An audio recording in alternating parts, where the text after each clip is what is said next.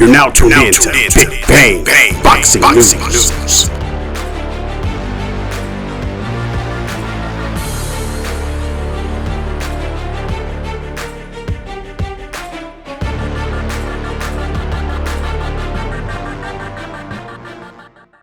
It's your boy Big Juke with the scoop for Big Bang Boxing News, and I'm here for it.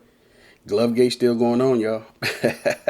The glove gate is still here, and it don't look like it's going nowhere no time soon.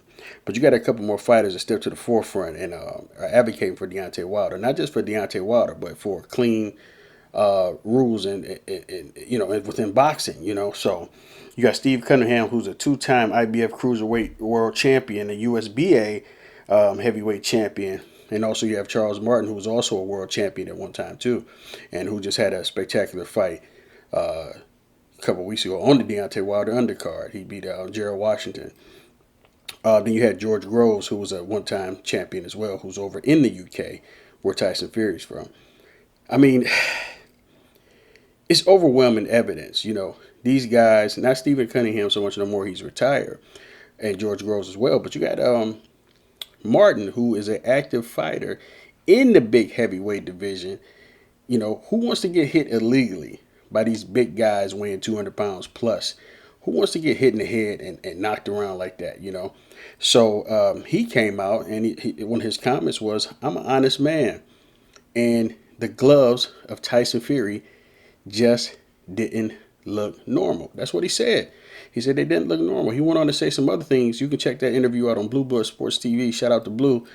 And you'll see him kind of talking about the gloves, and he's never seen that in his years of boxing. And it's just if we can see this, our question is, why can't you see this? Let's not make this a color thing. Let's make this a safety thing, a safety concern thing. These guys are going out there putting their lives on the line to entertain us, essentially. So let's do it in the most formidable fashion as possible, the most legal way as possible. Stephen Cunningham, who came out, who had a bout with Tyson Fury where he dropped Tyson Fury, he came out and said, "Hey man, if you don't think that his hand was not in that glove, pretty much we don't know what you're looking at." I'll read exactly what he said on his tweet.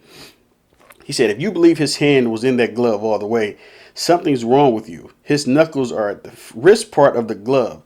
See where the wrist connects on the chin?" Because he has the video on his Twitter page. Because that's where the knuckles are. The padded part of the glove hits off the shoulder and bounces. And the video on his page slows down, and you can see the gap in between his wrist and his glove, obviously where it's not taped down. So there's overwhelming evidence. And this is no longer a conspiracy. That's the word they used. This is real life. This is somebody's life, somebody's legacy, somebody's future financial gains. To make money. Deontay Wilder being a knockout artist that he was. This is messing with his brand. You know what I'm saying? His record, his legacy that he wants to leave once he retires from the sport of boxing. I mean, even George Groves said it didn't look like his hand was in the glove. So at this point, we're done with the evidence thing. We're done with the debunking. We're done with the let me zoom this in, let me put an arrow on this to show, where the glove is at.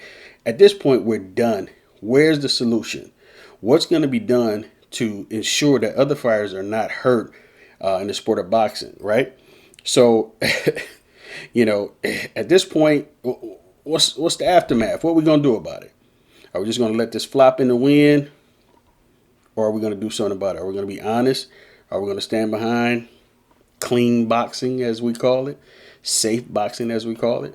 I mean, because this is not going nowhere. The more that this ball rolls and the more that there's radio silence on, the side of Tyson Fury and the commissions and the different sanctioning bodies, then there's going to continue to be videos uploaded and people,